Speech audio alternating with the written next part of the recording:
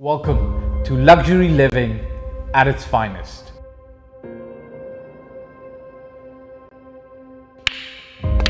Step into this magnificent villa where elegance meets comfort.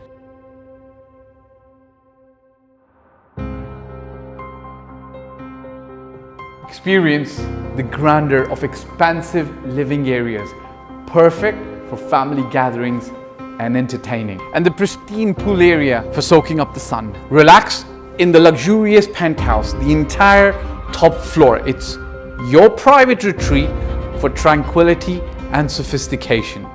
And indulge in the spa-like master bathroom, which has premium quality finishes. Make it your dream. Dubai's finest, the best. Your dream villa awaits you. Contact me today for your own private tour.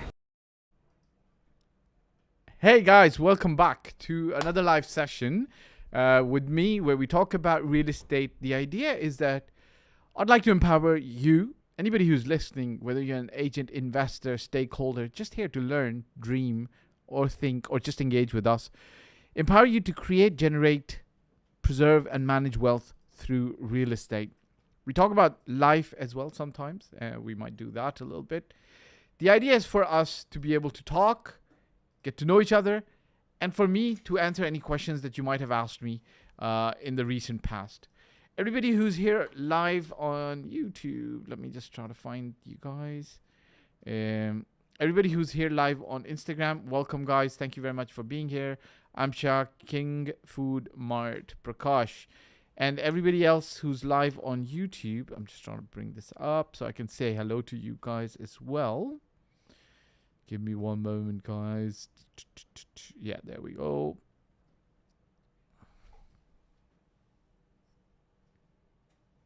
Yes, everybody who's live watching, welcome, guys.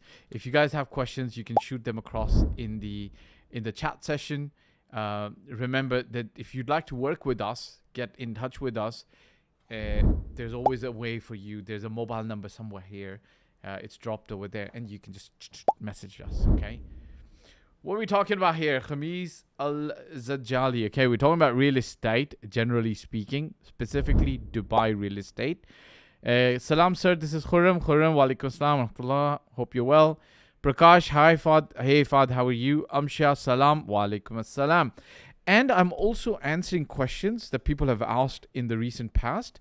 If you guys have questions, you can ask me, and I will be happy to answer those questions here as well, okay? So we've got a question from one subscriber. She says, amazing video. Thank you very much. When you first started out as a real estate agent, what were some of the challenges and failures you faced? How did you overcome them, and what kept you motivated during tough times? Do you think this rule applies equally across different fields, or there are exceptions? Yeah, that's a very good question. So I'll tell you, when I've thought about this question while I was reading it, and I'll share with you one of the toughest things that I felt and I faced as a challenge was to have my mindset understand that you don't win all the clients that you come into contact with. You don't sometimes close all the deals as well. What do I explain? How do I explain this? Let's imagine this, okay? Let's imagine an agent comes into the Dubai real estate market and he doesn't have a driving license or he doesn't have a car. Easily solvable, right? He can go work hard, get some money, or borrow some money, get a car. Solved.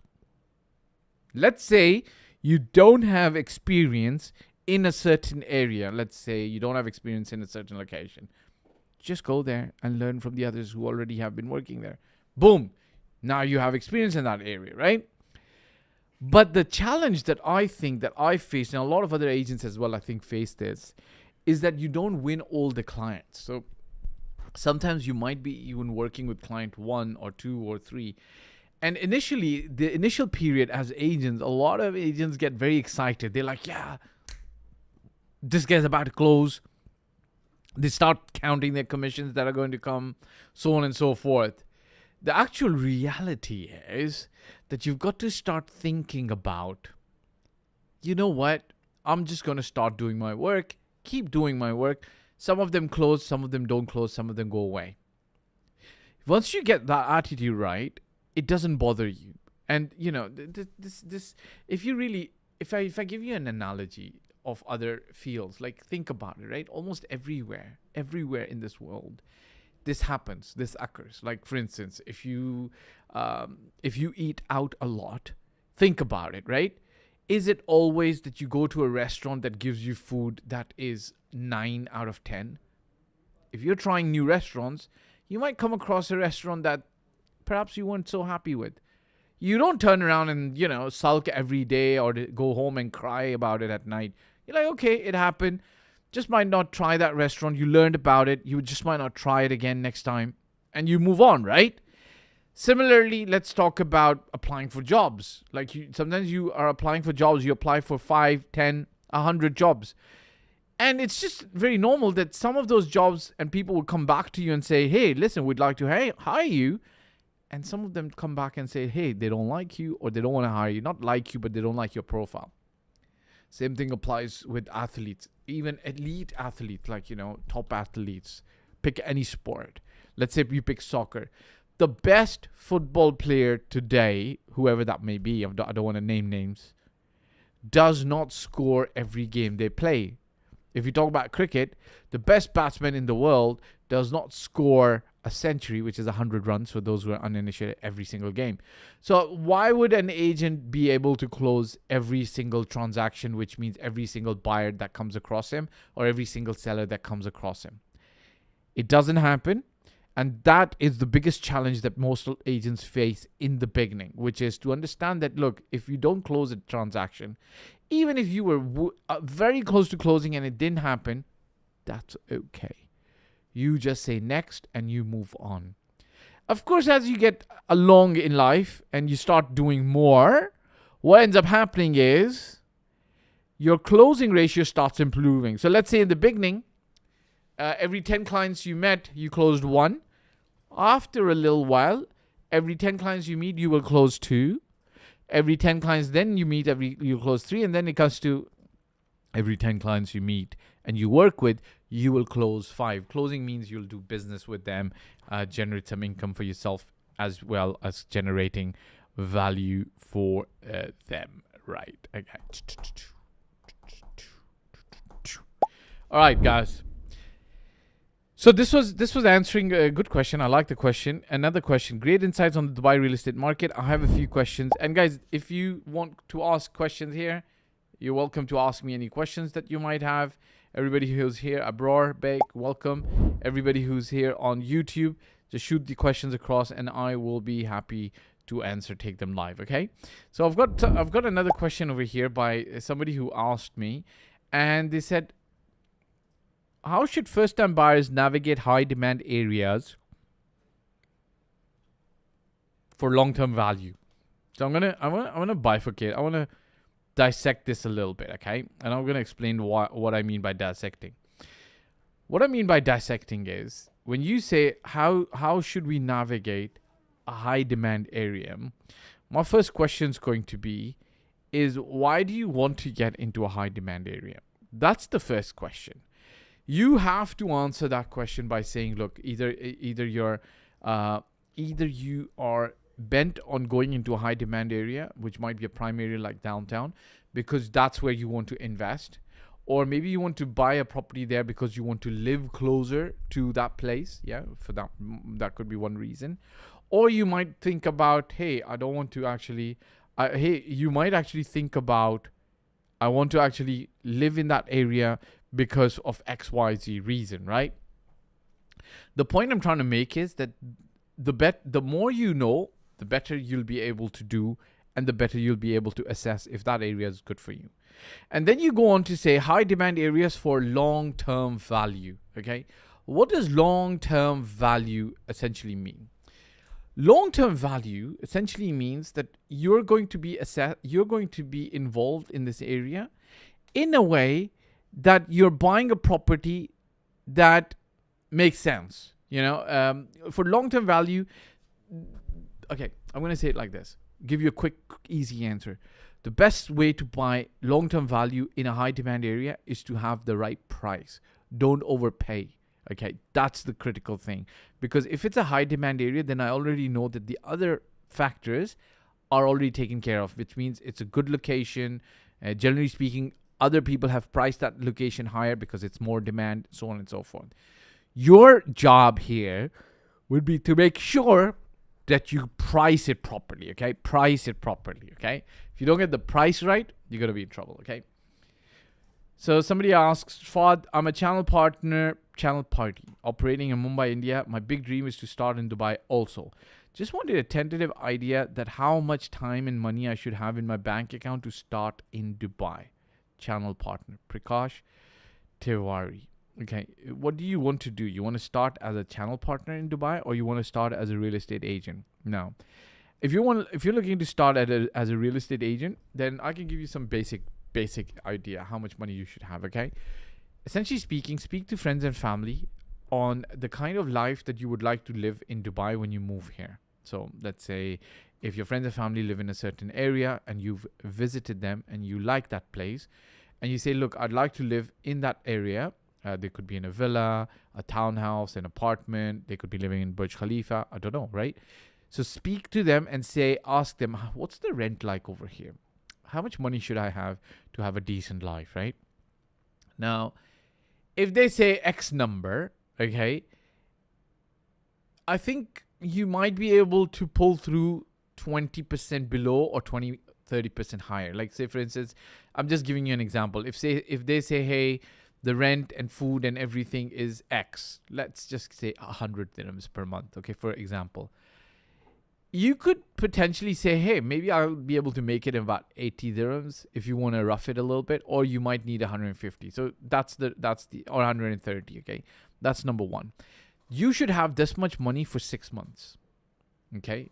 Why I'm not giving you a regular figure as in like, hey, you should have this much money is because I don't know your lifestyle.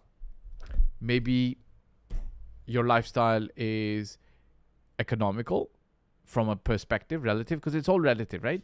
So you got to see what your lifestyle is, how much you're looking to pay. Add on top of that some other expenses like getting a car, getting a driving license, so on and so forth. You can easily check all of this on the Emirates Driving Institute website. Actually, go to any driving institute's website and just check the prices there. And you'll be able to easily assess what the cost is. Some institutes are good. Some institutes are okay. Check Google reviews. I don't know. I haven't done my driving license recently, so I can't recommend anything. Okay. And then, so you should have 6 months. 6 months. Okay. You want to really push it, rough it, 3 to 4 months. If you have experience in real estate, right? Well, I would recommend 6 months, okay? 6 months of backup.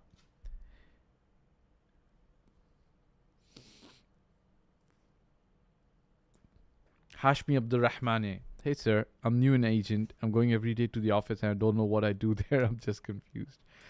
Allahu Akbar. May Allah bless you. See, we have to release more videos and help more agents do better, okay? We'll do that, okay? Some paid courses, some unpaid courses, some free advice. I'll give you free advice right now. Bless you. Hashimi Abdurrahman, you should be focused on 3 areas. Tell me what you're doing in your life. Tell me. I'm talking to Hashmi. Tell me what you're doing to upgrade your life, as in your intellectual life. Are you reading any books? Are you studying communication skills?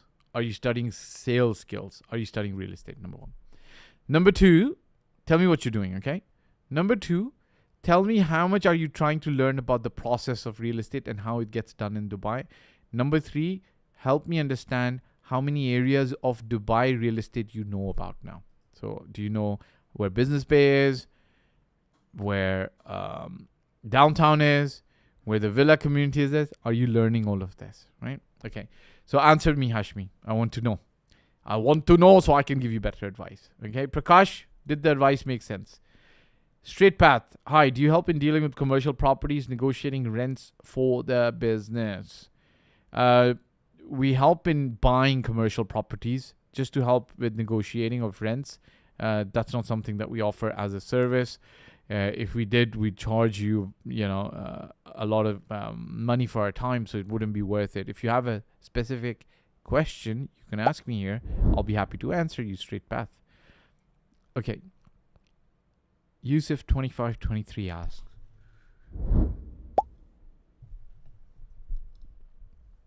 is Arabian Ranches one a good place to live?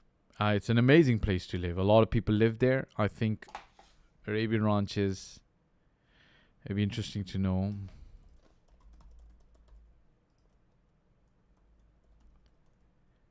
I'm just actually searching Arabian Ranches population. Ooh la, wow. It's home to 124 nationalities and 17,000 residents. I'm just looking at Google. So, there's 17,000 people living there who believe it's a good place to live. So, see, it might be a good place to live. Yeah. Okay.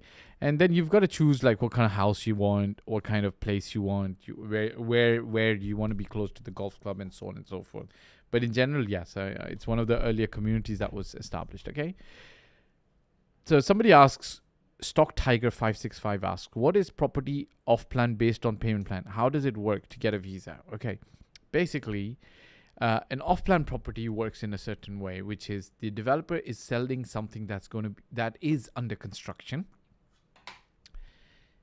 at a certain price. So let's say they're charging you 100 dirhams, for example. Okay, you're committing to purchase this property for 100 dirhams, but you're also committing that you're going to be what the developer is allowing you to pay in installments over, let's say, 3 years. So 100 divided by 3 years. That's how much you're going to be paying every year. You're committing to pay that money to them every single month or every 2 months or quarter. It depends on how the payments are scheduled. Every payment. There's a lot of different payment plans. Okay. Can you get a visa on this? Yes, you can. If the property, I believe today the rule is that the property should be worth over 2 million dirhams. And you should have paid approximately 20 to 25% on it. But there is still special approvals required. So you have to talk to a golden visa or a visa expert for this. Okay.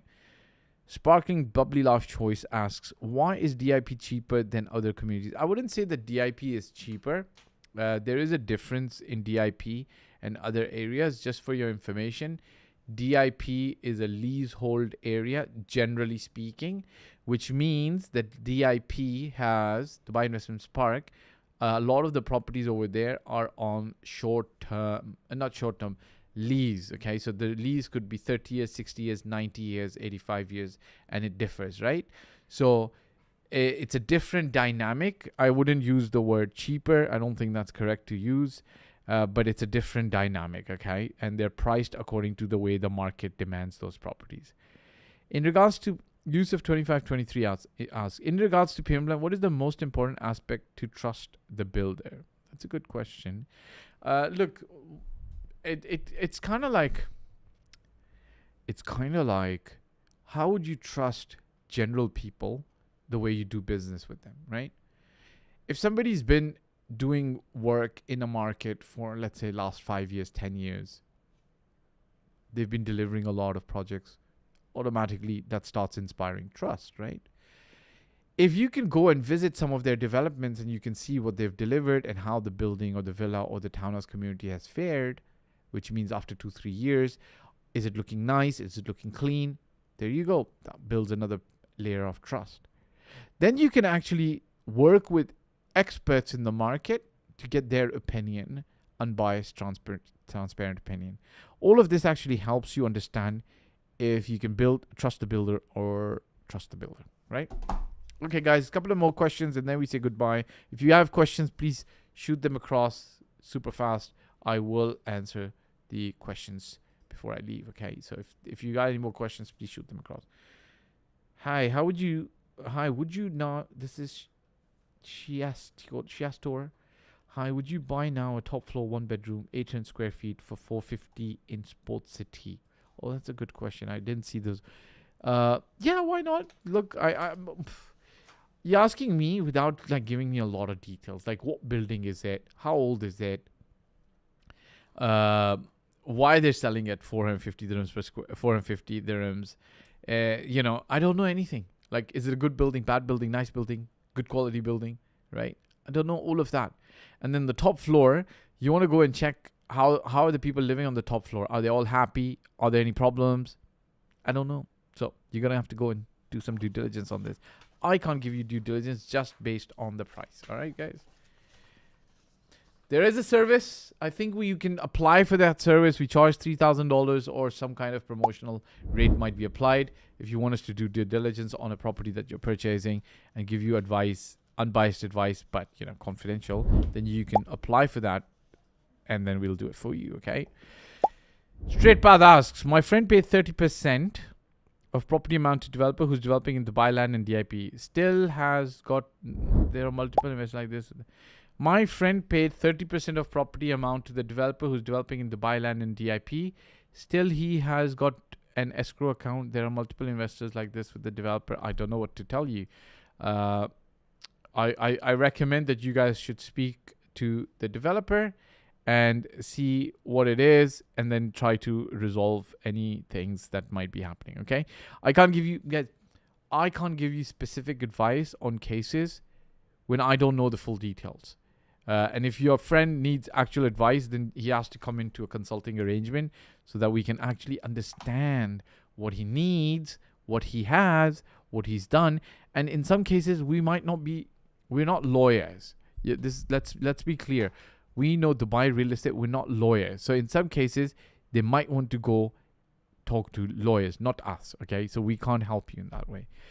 Yusuf, thank you. One last question. What is the price for top floor apartment and what happened in the future? Top floor views are blocked from other construction. If anything, top floors might not be blocked by other construction. Let's say if your building is 40 floors and the building in front of you is coming 30 floors, boom, your floor is not going to get blocked. Your view is not. If anything, lower floors might get blocked. But generally speaking, Dubai, guys, when you guys are buying in Dubai, look, when you're buying in Dubai, I've seen this happen. Even for most buildings that get built, there's always view through the buildings, number one. Number two, if you want to buy in the edge, like, let's say you're buying like a building that's on the edge of the community, and after the edge is like a 16-lane highway. So you're pretty sure that, until and unless the highway gets scuppered and we have flying taxis or metros, there won't be anything building in front of there. If you want, go for something like that. Otherwise, look, buy a view with a pinch of salt. Okay, but what is the price for top floor apartment and what happened in the future? You're asking me like, what is the price of top floor apartment? But do you understand that how many other variables I would need to know? For example, what's the location, what's the developer, what's the quality, how old is the apartment, right? So there's so many things that I need to know. Like if you ask me, top floor apartment Burj Khalifa is very price different to downtown, very price different to JVC. All right, guys, thank you very much for being available on this live. It has been an absolute pleasure. Thank you very much. I will actually say goodbye. There's one question from Ansari. I've lived in Sports City for over 8 years. Not all good buildings have good maintenance. The price seems to be too low for one bedroom in Sports City. Do your due diligence. Okay, thank you very much. Mr. Ansari was actually answering somebody who would actually put it in the comment section, okay? This was Stock Tiger. So you've got an answer from Ansari. Do your due diligence. Thank you very much for everybody who came. Rawal Ashraf, Assalamu alaikum rahmatullah. Hope you're well. Guys, until next week, you got questions, please send them across in the comment section or show up on the live. We can have a good discussion. Bye for now. Welcome to luxury living at its finest.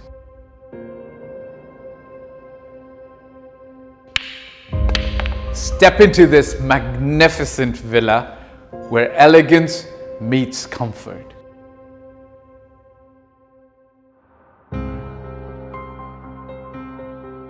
Experience the grandeur of expansive living areas, perfect for family gatherings and entertaining, and the pristine pool area for soaking up the sun. Relax in the luxurious penthouse, the entire top floor. It's your private retreat for tranquility and sophistication. And indulge in the spa-like master bathroom, which has premium quality finishes. Make it your dream. Dubai's finest, the best. Your dream villa awaits you. Contact me today for your own private tour.